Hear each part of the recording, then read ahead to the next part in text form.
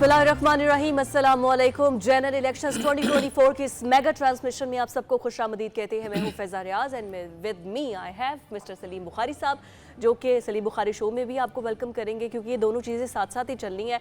Topic होगा हमारा आज ख़ास तौर पर सिर्फ लाहौर की आवाम जब कल निकलेगी तो क्या फैसला करेगी, लेकिन कौन से ऐसे हलके हैं जो कि बहुत इंपॉर्टेंट है और कहां पर अपसेट हो सकता है। अपने पैनल के इंट्रोडक्शन की तरफ मैं चलती हूं। On my right side I have Mian Tahir साहब, उनके साथ बहुत ही प्यारी हमारी नसीम ज़ाहरा साहिबा ने हमें ज्वाइन किया है, PJ Mir sir one and only, जैसे बुखारी साहब हमेशा इनको इंट्रोड्यूस करवाते हैं, and on my left side Khawar Naeem Hashmi साहब। और आज दो बेस्ट फ्रेंड्स साथ साथ बैठे हुए हैं, नवीद चौधरी साहब एंड जावेद इकबाल साहब साथ साथ बैठे हुए हैं। बुखारी साहब, वो हम अक्सर सुनते हैं ना कि जी ये रीजनल फाइट्स हैं, ये जी नेशनल फाइट्स हैं और ये इंटरनेशनल फाइट्स हैं। एक होती है हैवी वेट फाइट। तो ऑन माय साइड जब मैं देखता हूँ तो this is going to be a heavyweight fight. जिस तरह के लोग हमारे साथ हैं, it's a pleasure to be with them always. हम आगाज़ करेंगे, जैसा कि हमने पहले भी कहा कि वन एंड ओनली तो हमारे साइड पर हैं, लेकिन उनसे आगे अगर हम बढ़े तो वो हमारी प्यारी तरीन, जिसको आप कह सकते हैं, वो है नसीम। आपसे मैं ये नवीद चौधरी साहब से पूछें कितनी प्यारी तरीन। मैं आपसे इब्तिदा चाहता हूँ इसलिए कि लाहौर के ऊपर इसलिए भी सबकी नज़र है कि Lahore is going to set the tone.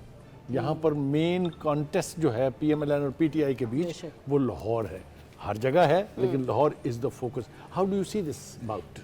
जी ये मेरा ख्याल है कि अगर एक तरीके से देखें तो PMLN जो है उसको इतना टफ मुकाबला नहीं है। अगर आप देखें जहाँ PMLN की परफॉर्मेंस है, और मियां नवाज शरीफ साहब ने उस कैंपेन को उठाया भी, हम गए भी थे बाहर, तो ये आपको बताते चलें जो आम लोग थे वो ज़्यादा बात कर रहे थे PTI की, लेकिन वो कहते थे जी हम पता नहीं PTI का वोट जाएगा नहीं जाएगा।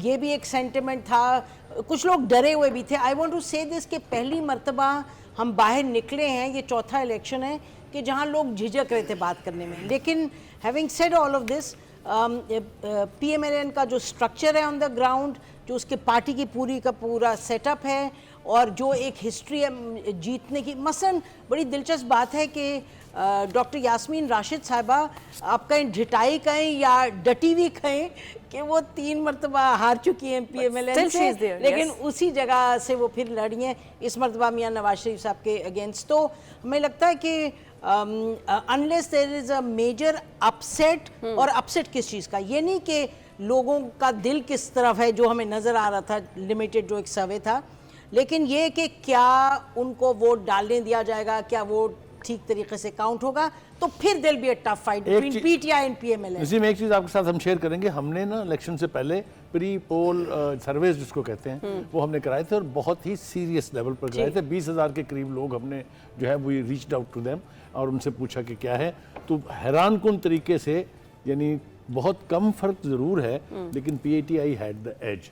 और ये हमने जिन हलकों में नून लीग की यानी अक्सरियत थी, वहाँ हमने PTI के लोगों को भेजा सर्वे करने के लिए जिनकी हमदर्दियाँ PTI से, एंड वाइस वर्सा। इस पे what do you say about this? कि जी एज आप कह रहे हैं कि थोड़ा सा PTI का ये दिलचस्प है, क्योंकि जो इससे पहले सर्वेज होते गए उसमें तो था कि काफ़ी डिफरेंस है, PTI बहुत आगे है।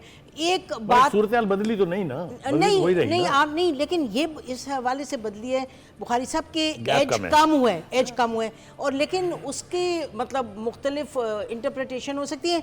एक ये भी है कि नवाज शरीफ साहब निकले हैं और उन्होंने कैंपेन को उठाया है। Absolutely. एक ये भी है, लेकिन कुछ कहेंगे कि जी डंडी मारी है, so I don't know, we'll have to see. ये थोड़ा सा क्लियर मैं कर दूं, जो इंपॉर्टेंट हल्के हैं NA 130 जिसमें नवाज शरीफ वर्सेस यास्मीन राशिद है, NA 127 बिलावल वर्सेस अता तारड़ है, NA 122 ख्वाजा साद रफीक वर्सेस सरदार लतीफ़ खोसा है, NA 119 मरियम नवाज जिनका सरम जावेद से मुकाबला होना था लेकिन अब वहाँ पर शहजाद फारूक है, और NA 117 वहाँ पर अलीम खान और PTI की तरफ से है अली बुटर। लेकिन अभी अबरारुल हक ने भी कुछ देर पहले अनाउंसमेंट किया कि he is going to contest the elections, तो PTI का वोट यहाँ पर डिवाइड हो सकता है।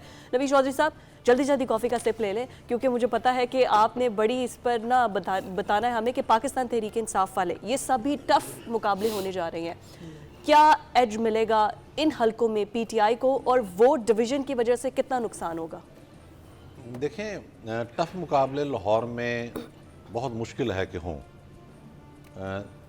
क्योंकि जो पार्टी ग्राउंड पे है उसकी यहाँ तंजीम भी है, आल दो के बहुत बुरे तरीके से इन्होंने निगलेक्ट किया अपनी तंजीम को। मतलब इससे बड़ा जुल्म क्या हो सकता है कि वज़ीर आला शहबाज शरीफ हों, बलदियाती इलेक्शन में आप लोग जीत जाएँ और उसके बाद बलदियाती नुमाइंदे, यूसी चेयरमैन और डिप्टी मेयर्स आपके खिलाफ प्रोटेस्ट कर रहे हों, सड़कों पर हों। मतलब इस तरह का तमाशा लगाया गया। तो खुद इन्होंने अपनी तंजीम ख़राब की है।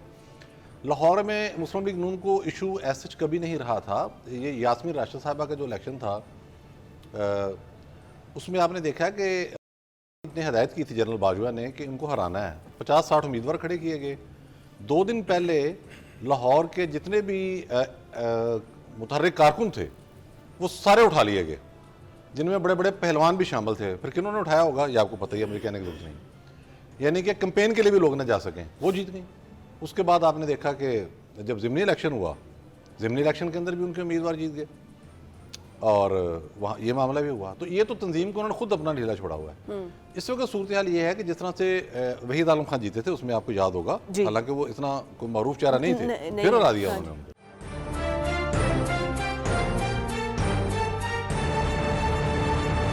मामला ये है कि आपने वर्करों से रब्ता नहीं रखा, ये हकीकत है।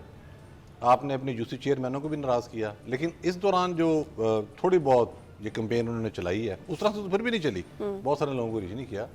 तो उसमें उन्होंने बहुत सारी चीज़ें मैनेज कर ली हैं। अब मैं तंजीम के वाले से कह रहा हूँ, वोटरों को पोलिंग स्टेशन लेके जाना। मसलन मैं आपको अपने हल्के का बता देता हूँ कि जो वोट की पर्ची मेरे घर पहुँची है आज, वो मुस्लिम लीग नून की पहुँची है सिर्फ, बाकी और किसी की पार्टी नहीं पहुँची। तो ये उन्होंने अपना एक होमवर्क मुकम्मल कर लिया है। तो यही है कि यहाँ पर को बहुत ज़्यादा सख्त मुकाबला, इवन जिस हल्के में हम बैठे हुए हैं 127 में बिलावल साहब और तारड़ साहब यहाँ खेल रहे हैं, मुझे यहाँ भी कोई बहुत सख्त मुकाबला नज़र नहीं आ रहा। अच्छा, बिल्कुल ठीक हो गया, पॉइंट आ गया। मैं मियां ताहिर साहब आपकी तरफ आऊँगी। जैसे नवीद चौधरी साहब ने अपनी बात को समराइज़ किया, कोई इतना टफ मुकाबला नज़र नहीं आ रहा, लेकिन जो वोट की पर्ची सिर्फ PMLN की पहुँची है, दैट मीन्स कि उनका तो होमवर्क कंप्लीट हो गया, बाकी सब लोग अपना होमवर्क कंप्लीट नहीं कर पाए, या वही शिकवा लेवल प्लेइंग फील्ड नहीं है। What do you think? पहली बात तो ये है कि PTI के पास लाहौर में कैंडिडेट्स नहीं हैं। अगर PTI को उनके मुताबिक लेवल प्लेइंग फील्ड दे भी दी जाती तो फिर भी कैंडिडेट्स नहीं थे। कोई बताएं, कोई बड़ा नाम बताएं। मतलब अगर इमरान खान आ जाते खुद तो ठीक है, वो तो 7-7 हल्कों से भी लड़ लेते हैं, हो सकता है वो 100 हल्कों से लड़ लेते। तो कोई बड़ा उनके पास कैंडिडेट लाहौर में नहीं है। हाँ, जिस तरह चौधरी साहब कह रहे हैं, जो जिस इलेक्शन की ये बात कर रहे हैं जिसमें वहीद आलम जीते थे, उससे पहले भी एक इलेक्शन हुआ था और उस वक्त जो थे उन्होंने वो इलेक्शन करवाया था। लाइन खींच दी थी कि इधर रहना है या इधर रहना है। और फिर क्या हुआ, जब वो रिजल्ट आया तो लोगों ने ग्वाल मंडी में ट्रकों का गिराव किया था जी। तो ये लाहौर है, पहली दफा ये लाहौर है। कैंपेन हुई थी। और मैं कहूँ कि लाहौर, पता नहीं हिस्टोरिकली लोग बड़ी अजीब बातें करते हैं, लेकिन लाहौर ने हमेशा रेजिस्ट किया है। और मेरा ख्याल है, अब तो खैर लोग रेजिस्टेंस का मतलब कुछ और ले रहे हैं कि शायद PTI के हक में हो जाएगा, लेकिन ये मतलब नहीं है। हाँ, ये मतलब नहीं है। लाहौर अपने लाहौरी नवाज शरीफ के साथ है। नवाज शरीफ के लिए नवाज शरीफ के साथ है, अपने लाहौरी नवाज शरीफ के साथ है। नवाज शरीफ अपने साथ नहीं है। मैं अगले जब आप कोई सवाल करेंगे तो मैं उसका जवाब दूंगा। कथा कलामी कर रहा हूँ, माफ़ी चाहता हूँ इसकी। ये लाहौर नवाज शरीफ के साथ तब नहीं रहा जब बाई इलेक्शन हुए थे जुलाई 2022 में। तो यहाँ से PTI का सीटें उस वक्त ले जाना जबकि हुकूमत भी उनकी थी, हुकूमत भी ये बहुत बड़ा एक वो उनकी गलती। How do you see that? वो एक स्ट्रेटेजिक गलती थी, उसमें टिकट देना उन लोगों को जिनको नहीं देने चाहिए थे, वो उनकी गलती थी। लोगों ने अपना रिएक्शन दिया, इसीलिए तो मैं कह रहा हूँ लाहौर बोलता है। और लाहौर उस वक्त भी बोला, लेकिन लाहौर आज भी, और मुझे तो कोई सब सही कह रहे हैं, बिलावल भुट्टो की सीट पे भी कोई मुकाबला नज़र नहीं आ रहा। और जितनी सीटें हैं वो वन साइडेड हैं, कोई कैंपेन भी दूसरी तरफ से कोई इतनी ख़ास नहीं है। हमारे सर्विस जो हैं उसमें खासा मार्जिन है PMLN का, PTI खासी पीछे है। और हर हलके में, जिस तरह बुखारी साहब बता रहे थे, हर हलके से हमने 2000 का सैंपल लिया है। हाँ जी, यानी कि 4 हलकों में हमने अब तक करवाया है मेजर साहब, और उसमें जो रिजल्ट आया है वो ये है कि PMLN आगे। ठीक हो गया। हाशमी साहब, मैं आपके पास आ रहा हूँ। जो बात इन्होंने की कि बिलावल भुट्टो का तो कोई मुकाबला ही मतलब उसके मुकाबले में जो PMLN का कैंडिडेट है उसके मुकाबले में तो बिलावल भुट्टो कहीं है ही नहीं। तो चूँकि आप पीपल्स पार्टी के बारे में हम सबसे ज़्यादा जानते हैं, क्लोज रहे हैं आप सबसे, क्या ख्याल है आपका? इतना ही आसान है कि बिलावल भुट्टो साहब को? मैं पीपल्स पार्टी के साथ क्लोज रहा हूँ बेनज़ीर भुट्टो की शहादत वाले दिन तक। उसके बाद से मेरा कोई ताल्लुक किसी भी किस्म का। आप ये तो नहीं कह रहे कि उसके बाद पीपल्स पार्टी का ताल्लुक पीपल्स पार्टी वालों से नहीं रहा? मतलब मेरा ताल्लुक कम से कम नहीं रहा। मैं इसलिए उसको ताल्लुक है या नहीं है उसको हटा के बात करूँगा कि बिलावल भुट्टो जो है उनकी लाहौर में एंट्री पड़ रही है। लोगों को बड़ी उम्मीद भी है कि शायद पीपल्स पार्टी के लोग जो है वो उसकी माँ और नाना की वजह से निकलेंगे। मेरे ख्याल में बिलावल भुट्टो और अता तारड़ साहब ये 127 से लड़ रहे हैं जी। यहाँ एक बड़ा अपसेट हो सकता है। मैं इस बात से एग्री करता हूँ मियां ताहिर की कि लाहौर की 14 में से 10 सीटें तो मुझे कन्फर्म नज़र आती हैं नून लीग की। लेकिन बिलावल भुट्टो वाली सीट जो है ये मुझे अता तारड़ की बजाय ज़हीर अब्बास खोखर के पास नजर आ रही है। अच्छा, बिलावल भी नहीं? अच्छा, वाजिब। तो मैंने उनके जो एरियाज देखे हैं, ये इलाके जो आते हैं 127 में, हाँ जी, इनमें ज़हीर अब्बास खोखर जो PTI के आज़ाद उम्मीदवार हैं तो उनका असर रसूख जो है वो ज़्यादा है। बहुत है। आपकी बात अभी ब्रेक के लिए तो नहीं कहा ना उन्होंने? बिल्कुल, ब्रेक की तरफ हमने जाना है। ब्रेक पड़ गई, फिर जावेद साहब को आप ब्रेक से वापस आए। बिल्कुल, आपने ना सबका जवाब देना है। अभी तक कंसेंसस यहाँ पर ये है सवाए नसीम ज़ारा साहबा के कि जी शायद मुस्लिम लीग नून के लिए ये सिर्फ वॉक ओवर है।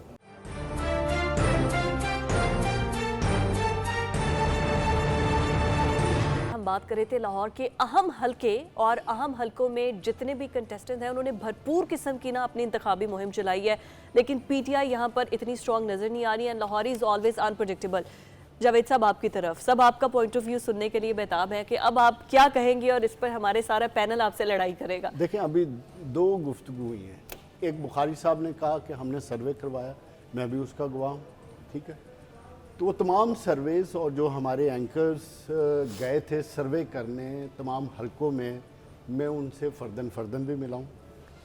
सर्वेस तो क्लियर है, ठीक है, लेकिन चूंकि ये एक ऐसा इलेक्शन है जहाँ चौधरी साहब ने बात की कि इलेक्शन से पहले तमाम होमवर्क मुकम्मल हो चुका है, तो जिस इलेक्शन का होमवर्क मुकम्मल हो चुका है तो उसके नताइज भी होमवर्क के मुताबिक ही आने हैं।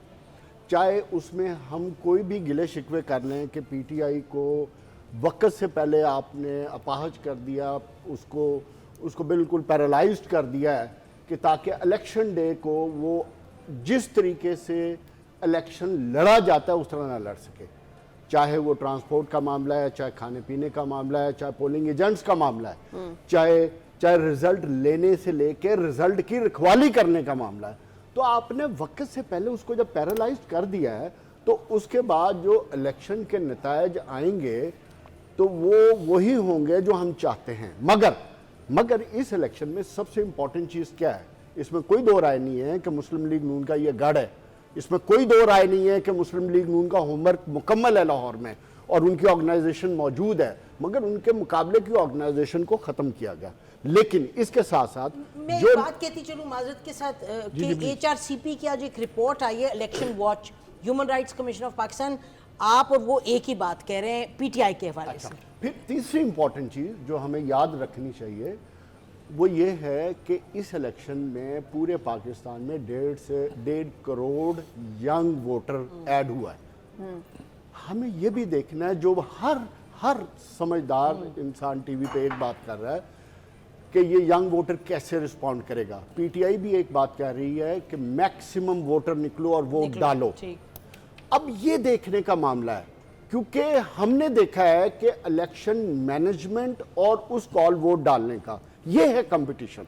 राइट। मैनेजमेंट वाले किस तरह मैनेज करते हैं, क्योंकि बुखारी साहब आप सबको पता है कि इलेक्शन को कैसे कंट्रोल किया जाता है, कहाँ वोटिंग स्लो करनी होती है, कहाँ तेज़ करनी होती है, कहाँ लड़ाई करानी होती है, कहाँ पोलिंग को ख़त्म करना होता है। ये इलेक्शन का हिस्सा है। तो ये तमाम फैक्टर्स देखते हुए मैं फिर समझता हूँ कि पीटीआई 3 से 4 सीटें फिर जीतेगी। इसके बावजूद मैं ना नाज़रीन के ब्याह पे तो नहीं कह सकता, लेकिन मैंने तो मज़ा नहीं आया जी गुफ्तगू, तो इतनी सोबर गुफ्तगू तो मैं आपसे एक्सपेक्ट करता हूं। ये एक सेकंड, बात ये है कि आप लोगों ने सर्वे वगैरह करवाए, लेकिन आपने देखा है, हम तो गए थे जहां हर जगह जो लोग बात कर रहे थे, majority, overwhelming majority was PTI. ये फैक्ट है जी। इसको डिनाई करना इतना आसान नहीं है। ठीक। हम माने या ना माने वो अलग बात है, ठीक। लेकिन जिसको पल्स कहते हैं, मैं पीजे जी, के पास इसी बात को लेके जी, आ रहा जी। हूँ कि पीजे आपने सारे इलेक्शन ही ऑलमोस्ट जो है पिछले 30 100 में साल जो से है, देखे हमने वो सारे आपने election, देखे ये हैं। एक चीज होती है जो कहते हैं पीपल्स पल्स। एक तो ये कि आई वुड लाइक कि आप हमारे जो नाज़रीन हैं उनको एजुकेट करें कि पल्स आज की तारीख में, सुबह इलेक्शन है ना, सुबह तो डी-डे है ना, वो आपको कैसे लग रहा है, और जो गुफ्तगू अब तक हुई है, how do you see that? देखिए, एवरीबडी उनका एक इंडिविजुअल व्यू पॉइंट है। मैं आखिरी बात कर रहा हूँ, वो ये है कि मेन चीज़, आखिरी बात ही होती है जी, मेन चीज़ ये है कि 5 सीटें आउट ऑफ 14, बिल्कुल खावर साहब सही बात कर रहे हैं, यहाँ प्रॉब्लम आएगी PMLN को। वी डोंट नो कि स्विंग वोट पड़ता है, लॉयल्टी वोट पड़ता है, सिंपैथी वोट पड़ता है, वी डोंट नो। ये तीनों फैक्टर्स इसके अंदर हैं। लेकिन ये जो 5 सीटें हैं, ये जो आपने कहा है, ये डिज़ाइनर इलेक्शंस हैं, डिज़ाइनर, क्योंकि इंडिविजुअल फाइट्स हैं। खोसा वर्सेस साद रफीक, साद को एडवांटेज है इधर, बिकॉज उसको पास और एरियाज भी आ गए हैं, सियासी वर्कर भी है, वो गिवन क्रेडिट रखते हैं वो। जो खोसा साहब है, खोसा साहब has only one angle and that is the name of Imran Khan, that's it, nothing else. So ये एक डिज़ाइनर आ गया। फिर आप NA 1 to 9 में जाते हैं तो हाफिज़ नुमान PMLN और मियाँ अज़हर मेरी नज़र में एक स्ट्रॉन्ग कैंडिडेट है, PTI के ही हैं, वेटरन पॉलिटिशियन है, यू नो, और इनका असर रसूख काफ़ी अपने इधर है। लेकिन अगेन ये डिपेंड करता है कि PTI का वोटर निकलता है कि नहीं, ये इंडिपेंडेंट निकलता है कि नहीं, ये उस पर डिपेंड करता है। 1 to 8 ऑन और सलमान अकरम राजा। यस। अब ये जो है, ये एक इंटेलेक्चुअल वोट यहाँ पड़ेगा। क्या you want on in the national assembly और you want Salman Akram Raja, you want quality और क्वांटिटी? ये अब आपको वोटर वहाँ डिसाइड आपको करेगा। Even forget the independents, even other voter will decide कि what kind of a people do you want in the national assembly? Personality based. Absolutely. Solid based. नहीं, solid, intellectual, you know, a learned man. फिर आपके आ जाता है जी 1 to 7 Bilawal and Tarar and then this Zahir Abbas. खोकर्स के अंदर division है, इनका vote किस तरह आगे जाता है, ये डिवीजन। बिलावल मैं समझता हूँ कि इसका प्रेजेंस रहेगा। मैं नहीं कह रहा कहीं चले जाए, मेरी नज़र में you know Tarar is a great good man, but the public perception is not in his favour, it is not at all. जिस तरह वो मरियम औरंगजेब के नहीं है, वो इनका भी नहीं है। सो उस लिहाज से मैं समझता हूँ वर्सेस लियाकत बलोच 1 2 3 वो तो मैं आता हूँ उसमें। देखिए इसके अंदर जो है मेन चीज़ जो है, बिलावल मैं समझता हूँ will make an impact. Bilawal तकड़ा है, बिलावल कैन डू एनीथिंग, और उसकी स्पीचेस अच्छी हैं, ऐसी कोई उसने बात नहीं की है कि यू नो किसी को अपसेट कर दे। लोग with the re-emergence of Pakistan People's Party, particularly with Jahangir Badr's sons and the new cape of Pakistan People's Party, I think ये एक इम्प्रेशन डाल रहे हैं। पीजे बाकी के जो सीटों का एनालिसिस है उसके ऊपर हम सेकंड राउंड में आपके पास लास्ट राउंड में आएंगे। इससे पहले थोड़ा बैलेंस टिल्ट होने जा रहा है, लेकिन ये मजबूरी है मेरी। नसीम आप ये बताइए कि ये कहा जा रहा है, प्रोजेक्ट भी किया जा रहा है PMLN की तरफ से कि इनके पास तो जी कैंडिडेट नहीं है, PTI वालों के पास तो ये नहीं है जी, ये तो सारे नए हैं जी, ये कहाँ से आए हैं जी। थोड़ा सा मेरे ख्याल से PML की तरफ थोड़ा टिल्ट करें अगर, तो दो बहुत खौफनाक मिसालें मैं आपको देना चाहता हूँ। एक तलाल चौधरी की, जिसकी पार्टी से लॉयल्टी, जिसकी कमिटमेंट, जिसकी डेडिकेशन पर किसी को कोई इतराज़ नहीं था, लेकिन उसको भी NA की सीट के ऊपर लड़ने नहीं दिया गया। And the worst example is Daniyal अजीज़।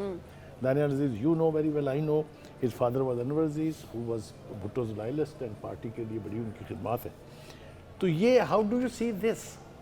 देखिए सीधी सी बात यह है कि इसमें जो बड़ी बात क्लियर है और दानियाल अजीज़ ने आके बार बार कही, जिसको कि किसी ने कॉन्ट्रडिक्ट नहीं किया पार्टी से, वो ये था कि एहसन इकबाल साहब की और दानियाल के बीच में जाहिर है वो उन्होंने वो अपने भतीजों के लिए टिकट लेना चाहते थे, बेटे के लिए भी टिकट लेना चाह रहे थे। और उन्होंने ये भी कहा कि जी पार्टी में जब डिस्कशन हुई तो पार्टी के जो सीनियर्स थे उन्होंने कहा जी आप ये क्या कर रहे हैं, आप क्यों चाह रहे हैं कि ऐसे करें, आप अपनी उस रहें अपनी सीट पे जो आपका इलाका है। तो उस पर according to Daniyal Aziz on TV in 3 shows which is not contradicted, तो एहसन इकबाल साहब ने कहा कि फिर आप मेरी सीट भी ले लें। यू नो उस लेवल पे ये हुई थी डिस्कशन और डिसएग्रीमेंट। तो एक तो क्लियर है ये वजह थी। दूसरा ये कि दानियाल अजीज़ जब शुरू में आए तो उन्होंने जब आर्ग्यू करना शुरू किया तो ही अटैक मेरा ख्याल एहसन इकबाल साहब ही को किया था ना कि जी वो ये और पार्टी के फैसले को चैलेंज किया, मरियम औरंगजेब के ऊपर थोड़ी उनको भी तनकीद चैलेंज। तो ये दो बड़े की लोग थे for the party leadership.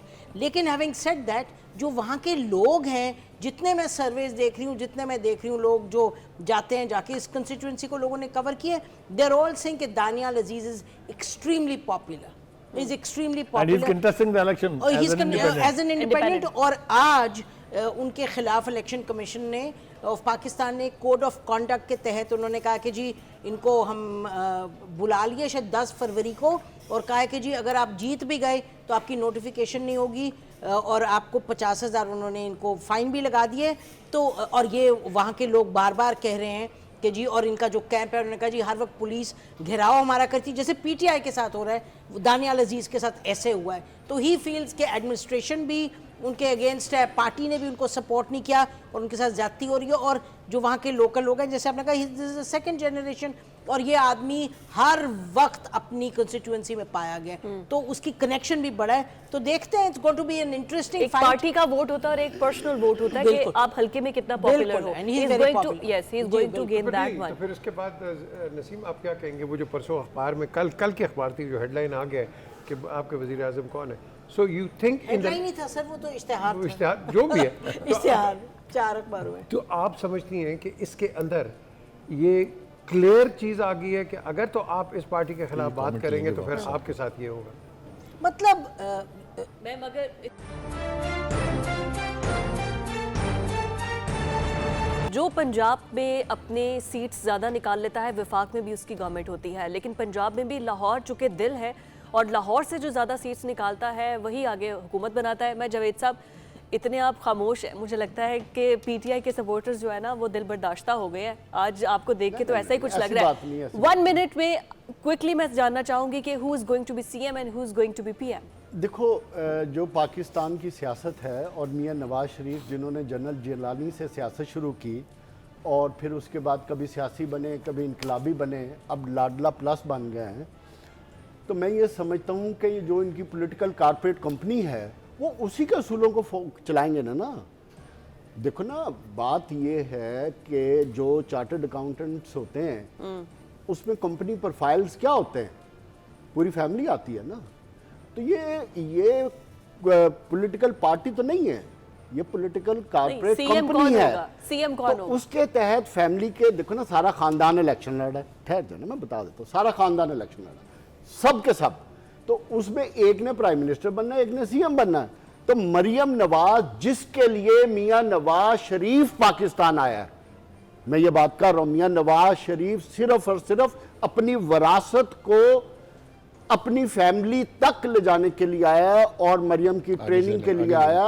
Maryam को या सीएम बनाएंगे या कोई और बड़ा देंगे। Your take. देखिए, प्राइम मिनिस्टर के लिए तो नवाज शरीफ साहब ही हैं, क्योंकि जो करैक्टर असैसिनेशन कैंपेन चली, जो इंतकामी कार्रवाइयाँ की गई, तो उन सबको जब नलीफाई आपने करना है और पूरे एक ग्लोरी के साथ सामने आना है, तो प्राइम मिनिस्टर तो आपको बनना पड़ेगा। तो ये तो सीएम, चाहे आप 3 महीने के लिए सीएम के लिए देखें, उसमें तो शहबाज शरीफ साहब का नाम अभी तक आ रहा है। अच्छा। लेकिन वो जो कहते हैं ना आखिरी बात, जो पीजे मीर साहब कहा करते हैं, अच्छा, उसमें मरियम नवाज भी पोटेंशियल कैंडिडेट है। इसमें कुछ हाशमी साहब। जी, नवाज शरीफ साहब वज़ीर आज़म होंगे और शहबाज शरीफ साहब ही वज़ीर आला होंगे। ओके, जरा मैं इधर प्लीज पहले तो मियां साहब आप जल्दी से बता दीजिए, इसलिए कि आप देखिए, नवाज शरीफ को आना इसलिए ज़रूरी है कि जहाँ से मुझे निकाला था मैं आ गया हूँ जी, ये तो कहना है, और ये जिद है, और ये जिद जो है ना वो पूरी करके छोड़ेंगे। राइट। लेकिन हो सकता है 2 साल बाद, साल बाद फिर वो शहबाज शरीफ के हवाले करें। पंजाब में वो मरियम को रखना चाहेंगे। नसीम, मुझे क्योंकि सवाल भी आप ही का था। जी जी जी, मेरा ख्याल है कि नवाज शरीफ साहब बिल्कुल, if things go as planned and as engineered, तो फिर तो ये मेरा ख्याल है शरीफ फैमिली होगी सेंटर में भी और पंजाब में भी। और मेरा ख्याल है कि मियां नवाज शरीफ साहब मरियम को चाहेंगे कि वो आए पंजाब में और as a leader, magnanimous leader, as a brother and all of that, भाई को दे देंगे, आई थिंक दैट्स भाई को दे देंगे सेंटर और बेटी को। अगर सेंटर पे पीपल्स पार्टी आती है और PMLN जो है ये पंजाब पकड़ती है, it will be a very difficult situation. Combination Nawaz Sharif prime minister, CM Shahbaz Sharif, smooth running. मुझे याद है कि जब बेनज़ीर प्राइम मिनिस्टर थी तो नवाज शरीफ चीफ मिनिस्टर, कि कितनी Benazir couldn't even come to Lahore, couldn't even land in Lahore. And nobody would receive her. And nobody would receive it. मुझे छोड़ दे without going in. लेकिन आपने एक बात की है मरियम की। 2 ख़वातीन पाकिस्तान की हिस्ट्री में आई हैं जो अपने वालिद के मुश्किल वक्त पे खड़ी हुई हैं, और दोनों सियासतदान नहीं थी, बेनज़ीर एंड मरियम नवाज, और दोनों सियासतदान बन गए। और दोनों सियासतदान। Well said. इसको समअप करें जावेद साहब, क्योंकि टाइम बड़ा शॉर्ट है। मैं बुखारी साहब आपसे चाहूंगी कि आप इसको समराइज करें। एंड हाशमी साहब की गुफ्तगू, आई थिंक वो नवाज शरीफ खुद भी जलसे में कह चुके हैं कि शहबाज साहब आप देख रहे हैं ना, यहाँ पर पुल बनवाने हैं, यहाँ ये बनाने हैं, तो that would be a signal. Please summarise. देखिए, मेरे ख्याल से हमारे जितने भी साथी हैं उनकी जो भी राय है उसका हमें एहतराम करना चाहिए। एक बात का जवाब दिए बगैर मैं रह नहीं सकता हूँ। भाई ने कहा कि नवाज शरीफ को सियासतदान बनाया था जनरल जिलानी ने, उसके बाद के जनरलों ने किस किस को बनाया उसका तस्करा उन्होंने शायद दानिस्ता नहीं किया। लेकिन एनीवे, हैविंग सेड दैट, ये गुफ्तगू जो है, ये मुझे इस बात की बहुत खुशी है कि मैं एक ऐसी गुफ्तगू का हिस्सा हूँ जिसमें हर एक को अपना अपना माइंड जो है उसका इजहार करने की मुकम्मल आज़ादी है। कोई बैरियर्स नहीं हैं ये, ना हम किसी से डरते हैं ना हमें किसी से डरना चाहिए। That is what journalists are all about. Anyway, time ख़त्म हो रहा है। मैं अपनी को होस्ट फिज़ा के साथ इजाज़त चाहूँगा। अल्लाह हाफ़िज़।